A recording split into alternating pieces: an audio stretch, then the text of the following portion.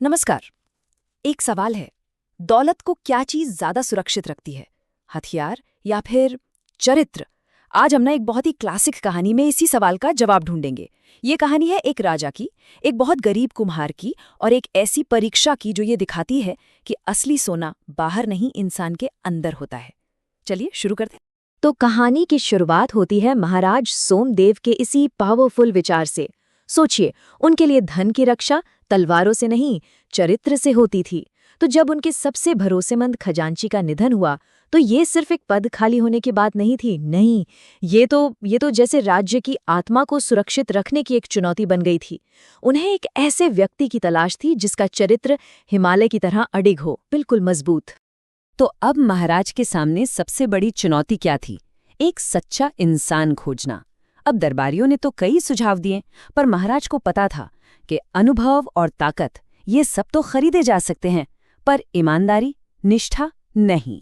उन्हें तो एक ऐसा खजांची चाहिए था जिसके सामने अगर सोने का पहाड़ भी लाकर रख देना तो उसकी आंखों में लालच नहीं बल्कि संतोष दिखे। और यहीं पर ना दरबारियों और महारानी की सोच का फर्क बिल्कुल साफ हो जाता है। एक तरफ दरबारी हैं जो अनुभव, ताकत और ज्ञान, मतलब बाहरी चीजों की बात कर रहे हैं, लेकिन दूसरी तरफ है महारानी सुलक्षणा, और उन्होंने एक बहुत गहरी बात कह दी।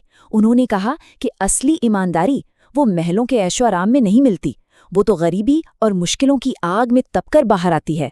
और बस इसी एक विचार ने पूरी खोज का रुख ही बदल दिया। तो महारानी की बात महाराज को जंच गई। उन्होंने तुरंत अपने सबसे बुद्धिमान मंत्री को एक सीक्रेट मिशन पर भेज दिया। मिशन क्या था? मंत्री को भेस बदलना था, एक आम इंसान बनकर पूरे राज्य में घूमना था और उस एक इंसान को ढूंढना था जो बिना किसी डर, बिना किसी लालच के सही रास्ते पर चलता हो। और यहीं से कहानी की असली परीक्षा शुरू होती है।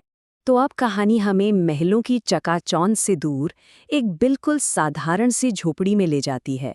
यहाँ हमारी मुलाकात होती है सोमू से। सोमू एक बहुत ही गुणी कुम्हार था जो अपनी पत्नी मालती के साथ, आप कह सकते हैं, बहुत ही ज्यादा गरीबी में जी रहा था। सोचिए, घर में खाने को एक दाना तक नहीं था, लेकिन सोमू की आत्मा में स्वाभिमान कूट कूट कर भरा था। और यहीं से शुरू होता है गरीबी और आत्मसम्मान के बीच का वो गहरा संघर्ष। सोमू के घर में ना जैसे दो अलग अलग दुनियाएं टकरा रही थीं। एक तरफ था सोमू, जिसका अटूट विश्वास था कि ईमानदारी ही सबसे बड़ी कमाई है, और दूसरी तरफ थी उसकी पत्नी मालती और उसकी भूख की कड़वी सच्चाई। उसके लिए विश्वास से पेट नहीं भरता था, रोटी चाहिए थी। इन दोनों की बातचीत हमें ये दिखाती है कि गरीबी कैसे बड़े से बड़े सिद्धांतों की भी परीक्षा ले लेती है। सोमू के कैरेक्टर की असली ताकत वो तब सामने आती है जब गांव का लालची प्रधान आता है, उसके बनाए सारे मटके फोड़ देता है और उसे जलील करने के लिए कीचड़ में एक सिक्का फेंक देता है। और जब सोमू उस सिक्के को उठाता है ना, तब वो ये पावरफुल बात कहता है। इससे साफ पता चलता है कि बाहर का कोई भी अपमान उसके अंदर की गरिमा को छू भी नहीं सकता। और अब कहानी में एक नया मोड़ आता है। वो भेष बदले हुए मंत्री, याद है ना? वो एक गरीब, थके हारे, प्यासे यात्री बनकर सोमू की झोपड़ी पर पहुंचते हैं। और ये सोमू के चरित्र की आखिरी और सबसे बड़ी परीक्षा की तैयारी थी। यहाँ सोमू के किरदार की गहराई देखिए। एक इंसान जिसके घर में खुद खाने को नहीं है, वो एक अजनबी के लिए अपना आखिरी निवाला तक दे देता है। और बदले में उसे क्या मिलता है? एक टूटा फूटा पुराना मटका। ये सीन उस प्रधान की क्रूरता से कितना अलग है ना? और ये एक सवाल भी खड़ा करता है कि असली अमीर आखिर है कौन? और फिर कुछ ऐसा होता है जिसकी किसी ने उम्मीद नहीं की थी। वो बेकार सा दिखने वाला मटका अचानक गलती से टूट जाता है और अंदर से निकलते हैं सैकड़ों चमकते हुए सोने के सिक्के। एक पल में सोमू की पूरी दुनिया बदल जाती है। और अब उसके सामने एक बहुत बड़ा नैतिक सवाल खड़ा है। क्या वो इस धन को रख लेगा या अपनी ईमानदारी पर टिका रहेगा? और इस पल में सोमू का पहला रिएक्शन देखिए। वो खुश नहीं होता, लालच नहीं करता, नहीं। उसका पहला ख्याल कर्तव्य का होता है, जिम्मेदारी का। वो फौरन समझ जाता है कि ये धन उसका नहीं है। उसका ज़मीर उसे कहता है कि उस यात्री को ढूंढो और उसकी अमानत उसे वापस लौटाओ। गरीबी की परीक्षा तो वो पास कर चुका था, अब अमीरी की परीक्षा थी। लेकिन सोने की खबर ज्यादा देर छिपती नहीं है। जैसे ही ये बात फैलती है, वो लालची प्रधान वो सोमू को घसीटकर पंचायत के सामने ले आता है ताकि उस धन पर अपना हक जता सके। अब कहानी अपने क्लाइमैक्स पर पहुंच चुकी है। एक तरफ सच है, दूसरी तरफ झूठ, और अब दोनों का आमना सामना होने वाला है। तो पंचायत में दो बिल्कुल अलग अलग दावे सामने आते हैं।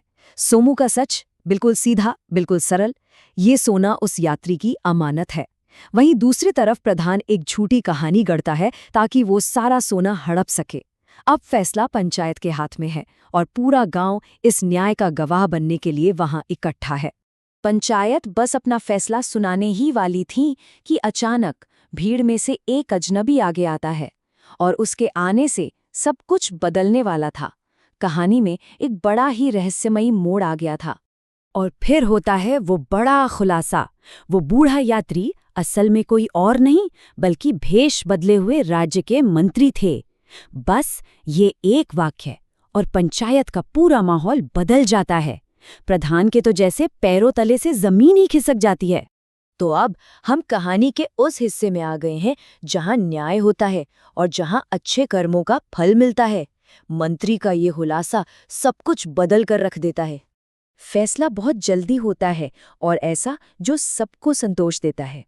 मंत्री बताते हैं कि ये सब एक परीक्षा थी और उन्होंने सोमू से पहले प्रधान को परखा था, जो लालच के टेस्ट में बुरी तरह फेल हो गया। प्रधान को उसकी झूठ की सजा मिलती है और सोमू को उसकी अटूट ईमानदारी के लिए राज्य का नया खजांची बना दिया जाता है। एक ऐसा इनाम जिसके बारे में उसने कभी सपने में भी नहीं सोचा था। तो ये कहानी हमें आखिर में एक बहुत ही अहम सवाल पर लाकर छोड़ देती है। सोमू को तो उसकी ईमानदारी का फल मिला, लेकिन आज की दुनिया में जहां अक्सर सफलता को पैसे और दौलत से तौला जाता है, क्या वहां चरित्र सच में सबसे बड़ी दौलत है? ये एक ऐसा सवाल है जिस पर सोचना बनता है।